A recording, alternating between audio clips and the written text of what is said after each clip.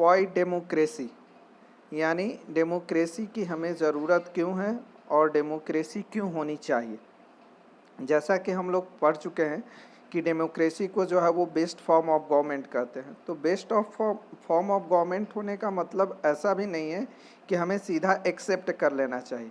जब तक कि इसके बारे में हम इसके डिटेल्स नहीं जानेंगे, हम डेमोक्रेसी के जो है वो अच्छाइयों और बुराइयों को जो है वो मेरिट्स और डिमेरिट्स को नहीं समझ सकते हैं।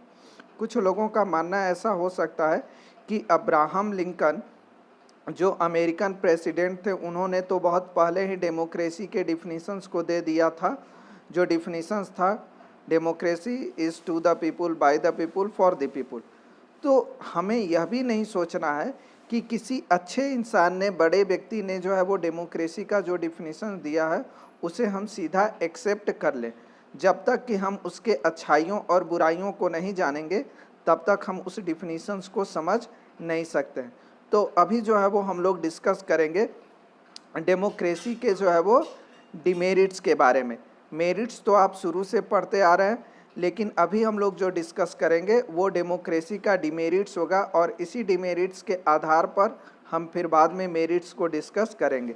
जिसमें सबसे पहला डिमेरिट्स डेमोक्रेसी का दिया गया है कि leaders keep changing in democracy, this lead in stability.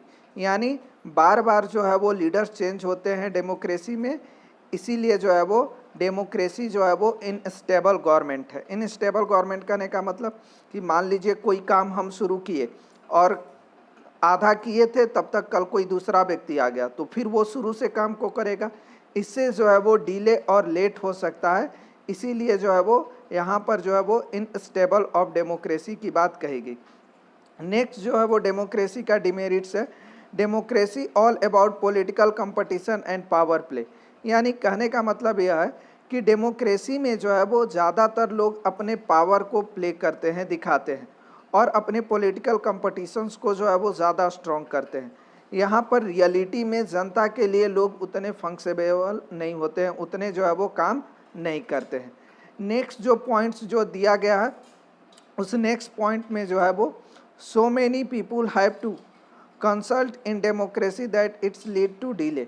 बात बिल्कुल सही है कि डेमोक्रेसी में एक मेजर प्रॉब्लम यह देखने को मिलता है कि यहाँ पे जो डिसीजंस लिया जाता है, कोई भी, वो डिसीजंस लेने में काफ़ी डिले होता है, लेट होता है। कैसे डिले और लेट होता है कि मान लीजिए कि कोई काम करना है और वो काम करने के लिए आपके पापा से पूछा जाए, घर के मालिक होने के नाते, ऑनर होने के नाते, तो पापा सीधा बोलेंगे यस और नो, यानी कीजिए या नहीं कीजिए। लेकिन डेमोक्रेसी जो है वो लोगों की गवर्नमेंट है, और यहाँ पर जो है लोगों की संख्या बहुत ज़्यादा है, इनके रिप्रेजेंटेटिव बहुत ज़्यादा है।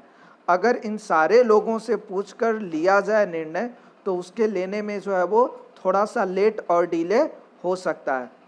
नेक्स्ट पॉइंट है, elected leaders do not know the best interest of the people. Reality यह भी है कि बहुत सारे ऐसे लीडर्स हैं जो रियलिटी में जो है वो लोगों को क्या चाहिए क्या नहीं चाहिए, जनता की भलाई के बारे में वास्तविकता कम जानते हैं। तो यह भी डेमोक्रेसी का एक डिमेरिट्स है। Democracy lead to corruption in base of electoral competitions. Electoral competitions होने के कारण जो क्या होता है कि डेमोक्रेसी में करप्शन थोड़ा ज़्यादा होने लगता है। कहीं लोग पैसा देकर जो है वो वोट खरीदने लगते हैं, कहीं जो है वो पैसा देकर जो है वो लोगों का सपोर्ट अपने फेवर में लेने लगते हैं। यानी डेमोक्रेसी में थोड़ा सा करप्शंस भी ज़्यादा देखने को मिलता है। नेक्स्ट है, ordinary people do not know what is good. यानी ज़्यादातर यह भी देखने को मिलता है डेमोक्रेसी में कि बहुत सारे लोग ऐसे होते हैं जिन्हें यह नहीं पता होता है कि उनके लिए अच्छा क्या है और उनके लिए बुरा क्या है। वह बिना सोचे समझे ही जो है वो वोट कर देते हैं। ऐसे सिचुएशन में जो है वो कुछ प्रॉब्लम्स हो जाती है।